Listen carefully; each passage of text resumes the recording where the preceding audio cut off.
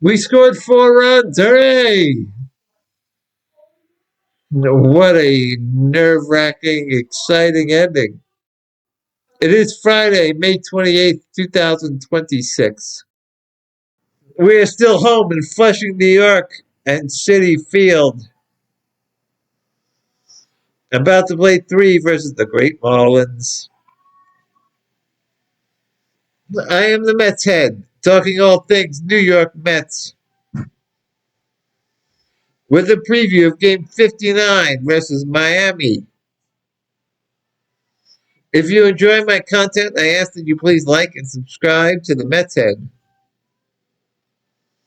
on YouTube, Facebook, TikTok, and Instagram. I think it's time to move Benj out of the leadoff spot. As of Wednesday this week, he was batting 111 with a 337 OPS, all in the leadoff spot. I think it would be much more effective for him and for our team if he was batting behind Vientos to bring some stability to the middle of the lineup. Instead of the guys they keep looking to pinch hit for, like Melendez and Young. And I think Ewing needs to be moved up to the number 1 spot or the 9th spot, depending on lefty-righty pitchers, with Bichette, Soto, Vientos, and Benj behind him. I think a stable and consistent top 5 would be helpful. Huascar Brazaban opened the game for us. Gave up an infield single to start the game. And a walk to Bidet with 1 out, but he got out of it. Then Juan Solo shot first with a solo home run to put us up 1-0 in the first. Then Tong came in for the bottom of the second. I find it much less strategic to have a right-hand pitcher open the game and then replace him with another right-hand pitcher. It's definitely much more effective if you bring in a lefty after a righty or a righty after a lefty. And at this point, Peterson and Manaea are both better suited as piggybacks, I believe, unless in the right situation. And they should be replaced by either Myers or Senga when he comes back, or Tong, or do the reverse. Probably better to start the righty than bring in the lefty. Tong let 2 guys on, but get out of it.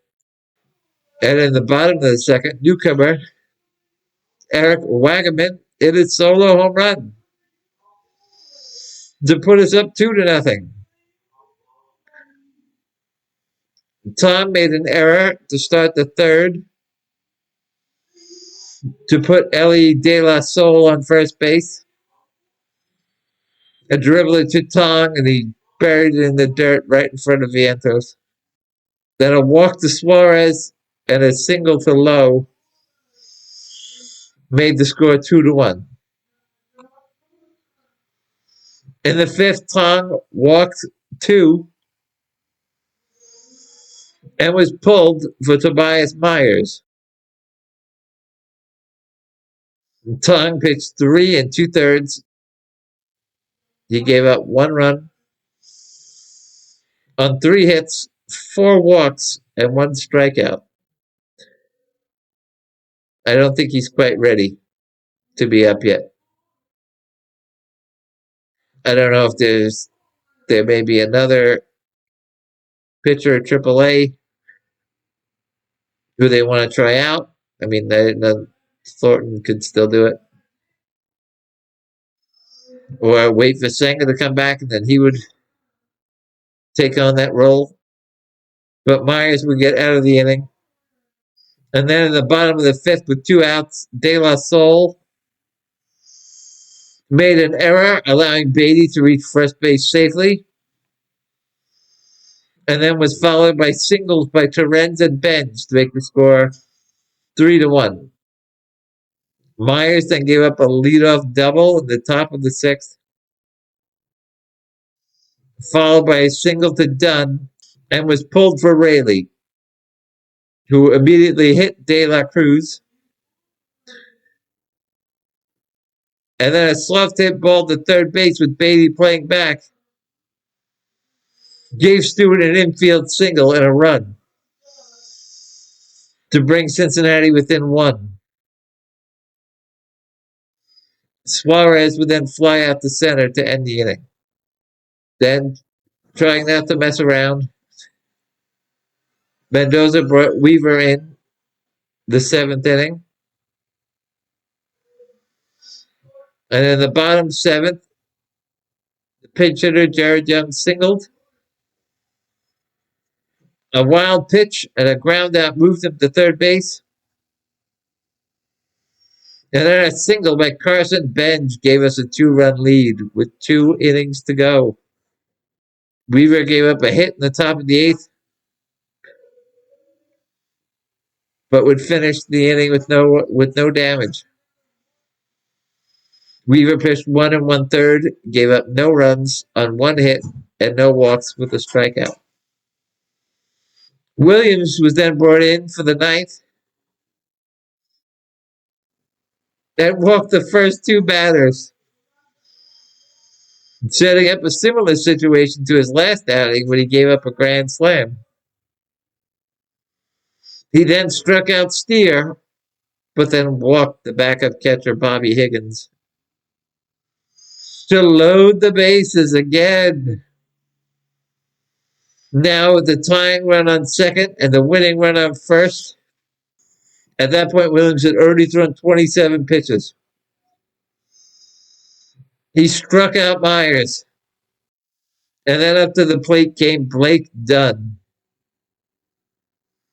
who was batting .340 and was 3 for 5 in the game. And he struck him out to end the game for his 8th save of the year. Oh, it was quite scary. He did strike out the sides, but loaded the bases for a second appearance in a row. We are now 10 games under, 23 and 33. Last place in the NL East, 14 games behind Atlanta, who still have the best record in baseball. But we now have the 6th worst record in the major leagues. We moved up 2 spots from yesterday. And now Cincinnati is 29 and 26. 3 games over 500. They moved down a spot to 4th in the NL Central. 5 games out of first behind the Brewers. Back to the 11th best record in the majors. On the mound for the Mets is 29-year-old right-hand pitcher Freddie Peralta from the Dominican Republic. He is 6'4", 198 pounds. Originally signed by the Mariners as an international free agent in 2013. This is his 9th year in the majors. He's pitched in 213 games. He is 71 and 42 with a 3.59 ERA and about 1,200 strikeouts in 1,000 innings. Last year, he pitched in 33 games. He was 17 and 6 for the Brewers with a 2.70 ERA and about 200 strikeouts in 175 innings with 66 walks. It's about a walk every little over 3 innings. This year, he's pitched in 11 games. He's 3 and 4 with a 3.52 ERA, 63 strikeouts, in 61 innings pitched with 27 walks. His walks are up this year. He pitched against Miami on May 23rd last week. He threw 7 innings and gave up 4 runs on 8 hits, 2 walks with 9 strikeouts. This current roster of Marlins is batting .238 against him with a .787 OPS. Liam Hicks is 2 for 4 against him with 2 home runs. It's a .500 average with an over 2,000 OPS, 2.667. Joe Mack is 1 for 2 against him with a walk, batting .500 with an over 1,000 OPS. Stowers is 1 for 5 against them with a home run, over 1,000 OPS. On the mound for the Marlins is 27-year-old right-hand pitcher Max Meyer. He is 6 foot tall, 196 pounds. Drafted 3rd overall by the Marlins in 2020. Spencer Torkelson was selected 1st overall by the Tigers. Garrett Crochet was selected 11th overall by the White Sox. And we took PCA, Pete Crow Armstrong, 19th overall. And of course, traded him the year after for Javier Baez when Francisco Lindor got injured. That was not very helpful for our team. This is Meyer's 4th year in the majors. He has only pitched in 25 games. He is 6-11 with a 5.29 ERA. 120 strikeouts and 127 innings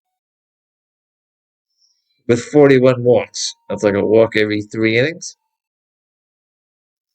Last year, he pitched in 12 games. He was 3-5 with a 4.73 ERA, 68 strikeouts, in 64 innings with 20 walks. Again, about a walk every 3rd inning. This year, he's gotten it together. He's pitched in 11 games. He's 5-0 with a 2.52 ERA.